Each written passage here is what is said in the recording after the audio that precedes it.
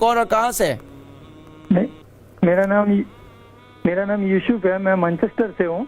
जी फरमाइए यूसुफ साहब। एक्चुअल में क्या हुआ था कि 2 वीक से मेरे को क्या प्रॉब्लम है, पहला खाना रेगुलर खाता था, मगर 2 वीक से मुझे भूख कम लगने लगी है और मुझे कमजोरी महसूस होती है। कितना वजन है आपका? मैंने पहले लास्ट टाइम मैंने जब वजन वेट किया था मेरा 59 था और आज मैंने वजन किया 50 हो गया है, तकरीबन 9 किलो कम हो गया है। आपकी उम्र कितनी है? 41।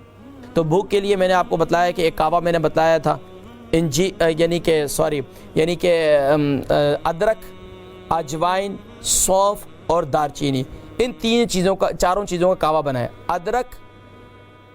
अदरक, सौंफ, अजवाइन और दालचीनी, इन 4 चीज़ों का कावा बनाएं और वो उसका तरीका मैं बतला चुका हूँ। इसको इस्तेमाल करें और दिन भर जो है सौंफ भून कर रख लें, उसको खाना शुरू कर दें। इंशाअल्लाह आपकी भूख भी खुलेगी।